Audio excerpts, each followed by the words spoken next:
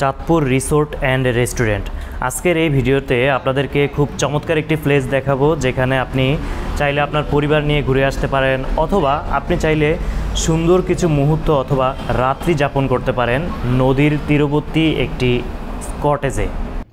বিভিন্ন ধরনের খাবারের ব্যবস্থা রয়েছে এবং বাচ্চাদের জন্য খেলাধুলার জন্য আলাদা স্পেস রয়েছে। বিভিন্ন সামাজিক এবং আনুষ্ঠানিক বিভিন্ন প্রোগ্রামগুলো করার জন্য বিভিন্ন স্পেস রয়েছে। এবং রাত্রি যাপনের যে বিষয়টি বলেছি, অনেকে এখানে কাপল রুমও রয়েছে, যেটাতে আপনারা খুব চমৎকার কিছু মুহূর্ত কাটাতে পারবেন। তো সামগ্রিক বিষয় নিয়ে বিস্তারিত এই ভিডিওতে জানতে পারবেন। পুরো ভিডিওতে আপনাদের সাথে রয়েছে আমি নাজিম পাটোয়ারি। প্রিয় ভিউয়ার্স, সর্বপ্রথম আপনাদেরকে এই থাকার যে ব্যবস্থা এই বিষয়ে একটু বলি, কারণ চাঁদপুরে এই ধরনের নান্দনিক থাকার ব্যবস্থা খুব কম রিসোর্টেই রয়েছে। আর রিসোর্টের যে পূর্ণাঙ্গ একটা ব্যাপার স্যাপার সেটাও কিন্তু খুব একটা অ্যাভেলেবেল না। তো চাঁদপুর শহর থেকে খুব কাছে হওয়াতে এবং নদীর তীরবর্তী একটি রিসোর্ট হওয়াতে আপনি এখানে অনেক ফ্যাসিলিটি পাবেন। অনেকে বিবাহ পরবর্তী আমাদের এই অঞ্চলে একটি বাঁশের ঘর বা এই ধরনের একটা ফুলসজ্জার রাত নামে একটি অপশন রয়েছে, যেটা অনেকে এখানে কাটাতে আসে। এখানে দুটি কাপল রুম রয়েছে এবং সেখানে তাদের প্যাকেজও রয়েছে 3000, 4000, 5000 বা আলোচনা সাপেক্ষে বিভিন্ন প্যাকেজ রয়েছে, যেগুলোতে আপনারা বিভিন্ন ফ্যাসিলিটি পাবেন। এখানে থাকা, খাওয়া এবং এই যে পুরো স্পেসটি ঘুরে দেখা।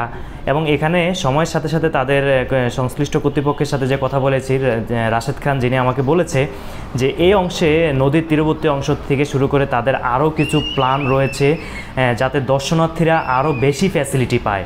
তো সেই বিষয়ে তারা লক্ষ্য রাখছে। তো থাকার জন্য চমৎকার একটি প্লেস আপনারা পেয়ে যাবেন এখানে। এরপর এখানে থাকার পরবর্তীতে যে বিষয়টি আসে, খাওয়া দাওয়ার বিষয় আসে। এখানে বিভিন্ন ধরনের ফুড আইটেম রয়েছে, সেখানে ইনডোর আউটডোর আপনারা দুই প্লেসেই খেতে পারবেন আপনার রিকোয়ারমেন্ট অনুযায়ী। তবে খাবার আমি যেহেতু খেয়ে দেখিনি, তাই এটা সম্পর্কে আমি স্পেসিফিক রিভিউ দেব না। তবে আমার কাছে মনে হয়েছে, যেটুকু আমি শুনেছি, খাবারের মান মোটামুটি ভালো।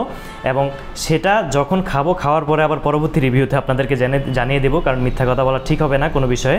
স্পেসিফিক খাবারের মান সম্পর্কে আমার ধারণা নেই, তবে খাবারের ওভারঅল প্লেসটি খুবই চমৎকার। অনেকেরই কিন্তু বিভিন্ন সামাজিক অনুষ্ঠান, বিয়ে, জন্মদিনের অনুষ্ঠান অথবা বিভিন্ন ধরনের প্রোগ্রাম করার ইচ্ছে থাকে বিভিন্ন আউটডোর প্লেসে। সেক্ষেত্রে তারা কিন্তু এটা চুজ করতে পারেন। এমনকি সাধারণ মানুষ যারা রয়েছে তারাও কিন্তু 50 টাকার টিকিট মূল্যের মাধ্যমে এখানে প্রবেশ করতে পারবেন এবং পুরো স্পেসটি ঘুরে দেখতে পারবেন। পাশাপাশি বাইক পার্কিং, কার পার্কিংয়ের জন্য যথেষ্ট খোলামেলা স্পেস রয়েছে এবং স্পেসটি আমার কাছে নিরাপদ মনে হয়েছে। এবার আপনাদেরকে দুটি বিষয় যেহেতু গেল, আপনার থাকার ব্যবস্থা ও থাকার ব্যবস্থার সাথে আরেকটু কথা বলি। ফ্যামিলি নিয়ে থাকার ব্যবস্থা এখানে রয়েছে, সিঙ্গেল থাকার ব্যবস্থাও এখানে রয়েছে। তো থাকার ব্যবস্থার পর খাবারের বিষয়গুলো বললাম আপনাদেরকে। এরপর আসি পুরো স্থানটি, প্লেসটি আপনাদেরকে ঘুরে দেখাবো। খোলামেলা মাঠের অংশটি দেখতে পাচ্ছেন।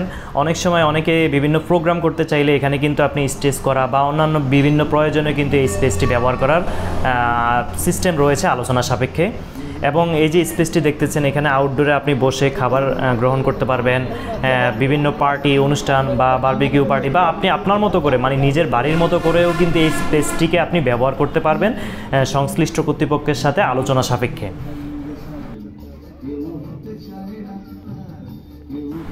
সাধারণত অনেকেই চাঁদপুর ইসলামপুর গাছতলা ব্রিজে এসে থাকেন, যেটাকে অনেকে সহজে গাছতলা ব্রিজ বলে থাকেন। গাছতলা ব্রিজ থেকে কিন্তু এই রিসোর্টটি দেখা যায় এবং তখন মনে হয়েছে যে খুবই ছোট একটি প্লেস। তবে এটা যে অনেক বড় প্লেস সেটাও আমি বলছি না, তবে ওখান থেকে যতটা ছোট মনে হয়, কাছে আসার পর আমার কাছে তার চাইতে বড় মনে হয়েছে স্পেসটি। এবং দিনের বেলার চাইতে রাতের বেলার সৌন্দর্য অনেক বেশি এখানে।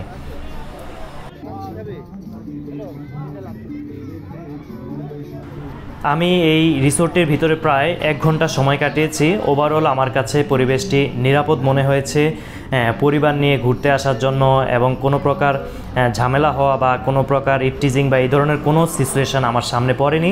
ওভারঅল সুন্দর পরিবেশ মনে হয়েছে। আর এখন বর্তমানে আমি যে ওয়াকওয়েটি দিয়ে হাঁটছি, এটি হচ্ছে ডাকাতিয়া নদী থেকে অল্প একটু পাশেই রিসোর্টের ভিতরের অংশে।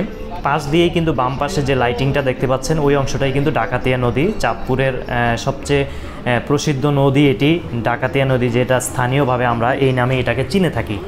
এবং আমি কর্তৃপক্ষের সাথে কথা বলার পর যেটা জানতে পেরেছি, তারা এই নদীর পাড়ের অংশ দিয়েই ওয়াকওয়ে স্টাইলের কিছু একটা তারা করার পরবর্তী প্ল্যানিং রয়েছে। তাদের অনেক বড় প্ল্যান রয়েছে এটা নিয়ে, যেটা হয়তো সময়ের সাথে সাথে এটা বর্ধিত করবে তারা। এখন আপনাদেরকে নদীর অংশটি আমি আপনাদেরকে দেখাচ্ছি। এখান থেকে এখন গাছতলা, যেটা ব্রিজ বলে থাকি, ইসলামপুর গাছতলা ব্রিজ, সেটাও আপনাদেরকে দেখাবো। ওই যে লক্ষ্য করুন গাড়িগুলো যাচ্ছে, সেটা দেখা যাচ্ছে। সাধারণত চাঁদপুরের ম্যাক্সিমাম মানুষই কিন্তু এই ইসলামপুর গাছতলা স্পেসটা চিনে থাকেন, ব্রিজটা। এটার উপরে বিকেলের সময় বা সন্ধ্যার সময়টা কাটাতে আসেন। আর লোকেশনটি আশা করি আপনারা অনেকেই এখন চিনে গেছেন। চাঁদপুরের ওয়্যারলেস বাজার মোড় থেকে ইসলামপুর গাছতলা ব্রিজে আসার পথে, ব্রিজে কিন্তু উঠতে হবে না, আসার পথে হাতের বাম পাশে লক্ষ্য করলে দেখবেন একটি মাজার রোড রয়েছে। মাজার রোডে দিয়ে নামলেই রাস্তার অবস্থাটি অল্প একটু রাস্তা, কিন্তু খুব একটা ভালো না, কিন্তু 2-1 মিনিটের রাস্তা যেটা বলা চলে। তো একটু কষ্ট করে হেঁটে আসলে অথবা গাড়ি নিয়েও আপনি প্রবেশ করতে পারবেন। হয়তো সামনে ভবিষ্যতে রাস্তার অবস্থাও অনেক ভালো হয়ে যাবে, তো সেটা হয়তো কর্তৃপক্ষ দৃষ্টিতে রাখবে, কারণ রাস্তাটি অত্যন্ত গুরুত্বপূর্ণ। হেঁটে আসলেই মাজার রোডে আপনি এই রিসোর্টটি পেয়ে যাবেন। এই যে ভবনটি দেখতে পাচ্ছেন দোতলা, এটি হচ্ছে তাদের অফিস ভবন হিসেবে ব্যবহার হয়ে থাকে।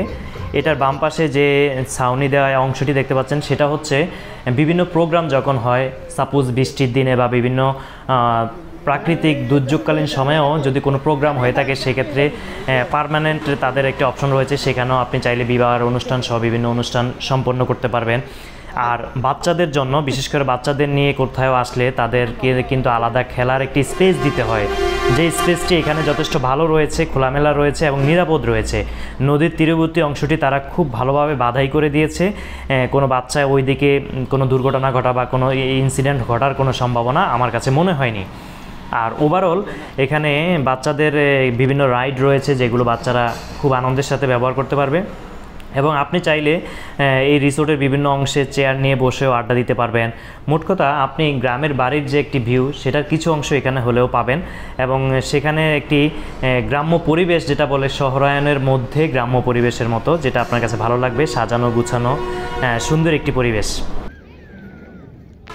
আমি যেহেতু রাতের বেলা এসেছি, তাই রাতের ভিউটাই দেখালাম। পরে এক সময় যদি দিনের বেলা অথবা বিকেলবেলা আসা হয়, বিকেলের ভিউটা অনেক চমৎকার আমার কাছে যেটা মনে হয়েছে, যেহেতু সূর্য তখন পড়ন্ত অবস্থায় থাকে বিকেলে। আর এখানে কিন্তু যারা প্রোগ্রাম করবেন, বিভিন্ন বিয়ে শাদী অনুষ্ঠান, তারাও কিন্তু আমি প্রয়োজনে এক সময় এই ভিডিওর ডিসক্রিপশানে তাদের কমিউনিকেশনের যে ফোন নাম্বার সেটা দিয়ে দিব, সেখানে যোগাযোগ করে আপনারা বিভিন্ন প্রোগ্রাম করতে পারবেন।